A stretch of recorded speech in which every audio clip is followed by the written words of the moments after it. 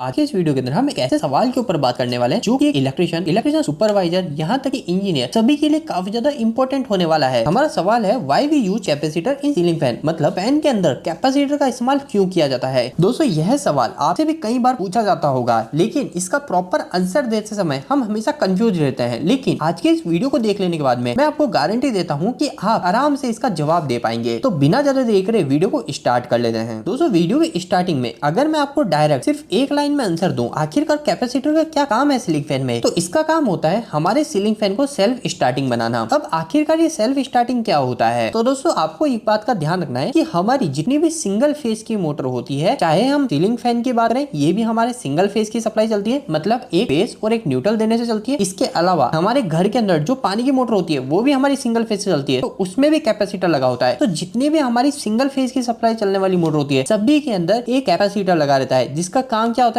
मैंने आपको बताया सेल्फ स्टार्टिंग का। लेकिन ये सेल्फ स्टार्टिंग क्या है, तो दोस्तों इसके लिए आप एक एग्जांपल को समझिए। अगर कभी ऐसा हुआ कि आपके पास में एक फैन है, उस फैन के अंदर कैपेसिटर लग रहा है, तो हम जैसे उसको ऑन करते हैं वो चलने लग जाता है, घूमने लग जाता है। लेकिन हम क्या करते हैं, जो उस फैन के अंदर कैपेसिटर लग रहा है उस कैपेसिटर को हम निकाल देते हैं और उसके बाद में हम हमारे उस फैन का स्विच ऑन कर देते हैं। अब ऐसा करने के बाद क्या होगा, तो दोस्तों यदि आप ऐसा कर देते हैं तो उसके बाद में आपका फैन घूमेगा ही नहीं, वो जो रोटेट होना चाहिए रोटेट नहीं होगा। सिर्फ जो आपका फैन है उस फैन से आपको एक खामिंग साउंड सुनाई देगी और साथ ही साथ हमारा जो फैन है वह थोड़ा थोड़ा वाइब्रेट कर रहा होगा, कंपन कर रहा होगा। तो इस केस में आप क्या करेंगे, आप दोस्तों एक चीज कर सकते हैं कि आपका जो फैन है उस फैन में किसी भी तरीके से, चाहे एक लकड़ी के डंडे से या हाथों से, उस फैन को आपको सिर्फ एक बार किसी भी एक डायरेक्शन में घुमाना होगा और जिस भी डायरेक्शन में आप उस फैन को मूव कर देंगे एक बार के लिए, वह फैन उसी डायरेक्शन में घूमने लग जाएगा। तो दोस्तों अभी आपने क्या दिखा, अगर हम हमारे फैन से कैपेसिटर को हटा देते हैं तो वो सेल्फ स्टार्ट नहीं हो रहा, मतलब खुद स्टार्ट नहीं हो रहा। हमें उस फैन को एक बार धक्का लगाने की जरूरत पड़ रही है और धक्का लगाने के बाद में मतलब एक बार हमें उसको घुमाना पड़ता है, और अगर हम एक बार घुमा देते हैं तो उसके बाद में फैन हमारा घूमने लग जाता है। तो दोस्तों यही चीज को हम बोलते हैं सेल्फ स्टार्टिंग। तो दोस्तों इसी चीज से बचने के लिए कि हम बार बार जाके हमारे फैन को मैकेनिकल पावर ना दे, हम जाकर उसको खुद अपने हाथों से ना घुमाए, वह खुद सेल्फ स्टार्ट हो जाए, इसीलिए ही हम हमारे फैन में कैपेसिटर का उपयोग करते हैं। लेकिन अब अगला सवाल आता है,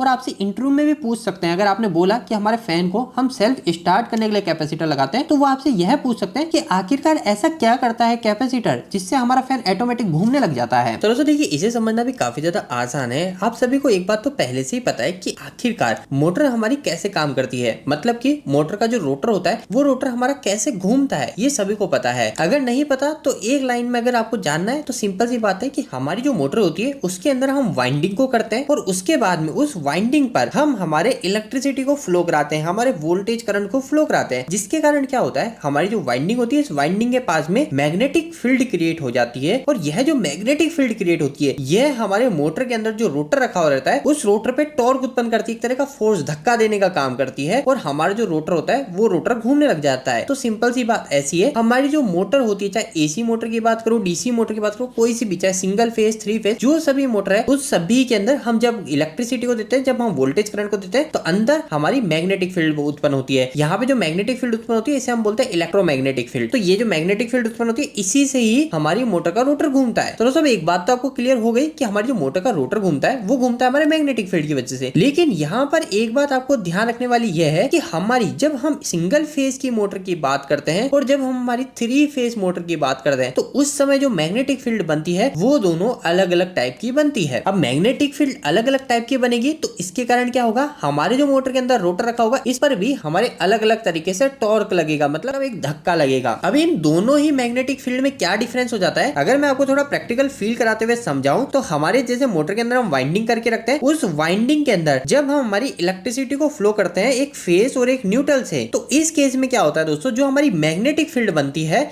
इस मोटर के अंदर वह बनती है हमारी अल्टरनेटिंग मैग्नेटिक फील्ड। और वहीं जब हम हमारी मोटर को थ्री फेज सप्लाई देते हैं, जब मोटर के अंदर थ्री फेज वाली वाइंडिंग को करते हैं और आर वाई भी थ्री फेज की सप्लाई देते हैं, तो उस समय जो मैग्नेटिक फील्ड मोटर के अंदर बनती है वह बनती है हमारी रोटेटिंग मैग्नेटिक फील्ड। अब ये दोनों क्या है, rotating magnetic field, alternating magnetic field, इन दोनों में क्या अंतर है। तो दोस्तों देखिए, इन दोनों के नाम से ही वैसे आपको क्लियर हो रहा होगा, रोटेटिंग का मतलब क्या है, रोटेटिंग का मतलब है पूरा हमारा रोटेट होना, घूमना। तो हमारी जो थ्री फेज मोटर होती है ना दोस्तों, इसके अंदर जो मैग्नेटिक फील्ड बनती है वह पूरी हमारी ऐसे रोटेटिंग बनती है, मतलब एक ही दिशा में वो घूमने वाली मैग्नेटिक फील्ड बनती है। तो इसकी वजह से क्या होता है, हमारे मोटर के अंदर जो रोटर रखा रहता है उसको एक ही साइड में उसको टॉर्क मिलता है, एक ही साइड में उसको धक्का लगता है, जिसके कारण क्या होता है हमारा रोटर घूमने लग जाता है। जबकि वहीं अगर हम सिंगल फेज वाली मैग्नेटिक फील्ड की बात करें जो कि एक अल्टरनेटिंग मैग्नेटिक फील्ड बनती है, तो इसका मतलब होता है कि इसके अंदर हमारी जो मैग्नेटिक फील्ड है वह अल्टरनेट टाइम पे चेंज हो रही है। मतलब एक बार के लिए जो मोटर को फोर्स लगेगा वो इस साइड लगेगा, फिर वापस से मोटर को जो फोर्स लगेगा दूसरी साइड लगेगा। मतलब कि एक टाइम के लिए रोटर को जो धक्का लगेगा वो इस दिशा में लगेगा, दूसरी टाइम इस दिशा में लगेगा। अब आप सोचिए कि किसी भी चीज को अगर हम एक बार इस दिशा में धक्का लगाए फिर इस दिशा में धक्का लगाए तो इसकी वजह से क्या होगा, इसकी वजह से वो चीज वहीं की वहीं रहेगी और यूं ही थोड़ी थोड़ी वाइब्रेट होगी, यही चीज होगी। और हमने भी स्टार्टिंग में यही बात करी थी एग्जांपल में कि जब हम हमारे सीलिंग फैन से कैपेसिटर को निकाल देते हैं और स्टार्ट करते हैं तो उसके कारण क्या होता है, हमारा जो फैन है वो एक ही जगह पे वाइब्रेट होता है, हार्मिंग साउंड करता है, वो घूमता नहीं है। तो दोस्तों यही चीज होती है हमारी जब अल्टरनेटिंग मैग्नेटिक फील्ड बन जाती है सिंगल फेज में, हमारा जो फैन है वो एक ही जगह पे वाइब्रेट करता रहता है। तो दोस्तों इसी समस्या से बचने के लिए कि अब हमारे पास में सिंगल फेज की मोटर है तो हम बार बार तो जाके उसको धक्का नहीं लगा सकते ना एक बार घुमाने के लिए, तो इसी चीज से बचने के लिए हमने क्या किया, कैपेसिटर को लगाया। अब कैपेसिटर का क्या काम है, तो कैपेसिटर का काम है हमारी जो मोटर के अंदर अल्टरनेटिंग मैग्नेटिक फील्ड बन रही थी, जो एक बार इस दिशा में टॉर्क उत्पन्न कर रही थी, एक बार इस दिशा में धक्का लगा रही थी, तो वह हमारी रोटेटिंग मैग्नेटिक फील्ड में चेंज करता है। मतलब पूरी हमारी रोटेटिंग मैग्नेटिक फील्ड बनती है। अब ये रोटेटिंग मैग्नेटिक फील्ड कैसे बनती है, मतलब कि हमारी जो अल्टरनेटिंग मैग्नेटिक फील्ड थी वह रोटेटिंग में कैसे चेंज हो गई। तो अभी के लिए अगर मैं सिर्फ आपको इसे एक लाइन में बताऊं तो दोस्तों हमारा जो कैपेसिटर होता है, इस कैपेसिटर का काम होता है यह हमारा जो वोल्टेज फ्लो हो रहा है वायर के अंदर उसको लैग कराने का काम करता है। मतलब कि हमारे वोल्टेज को पीछे रखने का काम करता है, जिसकी वजह से क्या होता है, हमारी जो सिंगल फेज जो फैन की मोटर है इसके अंदर जो दो वाइंडिंग होती है, एक के अंदर तो हमारा जो वोल्टेज है वह वोल्टेज तो रेगुलर टाइम पे जाता है, जबकि जो दूसरी वाइंडिंग होती है, जो स्टार्टिंग वाइंडिंग होती है जिसके नाम कैपेसिटर लगा देते हैं, इसके अंदर वोल्टेज हमारा लैग करके जाता है, थोड़ा पीछे रह जाता है, जिसके कारण जो मैग्नेटिक फील्ड हमें रिजल्ट में मिलती है वह हमें अब अल्टरनेटिंग नहीं, वह हमें अब रोटेटिंग मैग्नेटिक फील्ड मिलती है और हमारी जो सिंगल फेज की मोटर है वह सेल्फ स्टार्ट हो जाती है। तो दोस्तों उम्मीद है अब आपको क्लियर हो गया होगा कि फैन में कैपेसिटर को क्यों लगाया जाता है। अगर आपको डिटेल में इसके बारे में भी बात करनी है कि आखिरकार कैसे एक कैपेसिटर हमारी अल्टरनेटिंग मैग्नेटिक फील्ड को रोटेटिंग मैग्नेटिक फील्ड में चेंज कर देता है, अगर आपके मन में डाउट इसको लेकर है कि आखिरकार कैसे एक सिंगल कैपेसिटर हमारी अल्टरनेटिंग मैग्नेटिक फील्ड को रोटेटिंग मैग्नेटिक फील्ड में बदल रहा है, आपको इसके ऊपर डिटेल में वीडियो चाहिए तो आप मुझे कमेंट बॉक्स में कमेंट करके बता सकते हैं, तो इसके ऊपर डिटेल वीडियो बना दूंगा। आपको ये वीडियो कैसा लगा प्लीज एक वीडियो को लाइक करके जरूर बताएं। अगर आपको कोई भी सवाल इस वीडियो के ऊपर या फिर इलेक्ट्रिकल मुझे नीचे कमेंट बॉक्स में कमेंट करके पूछ सकते हैं। इलेक्ट्रिकल वीडियो से आप पसंद करते हैं आज हमारे चैनल को सब्सक्राइब कर लीजिए। आज के लिए इतना ही, धन्यवाद।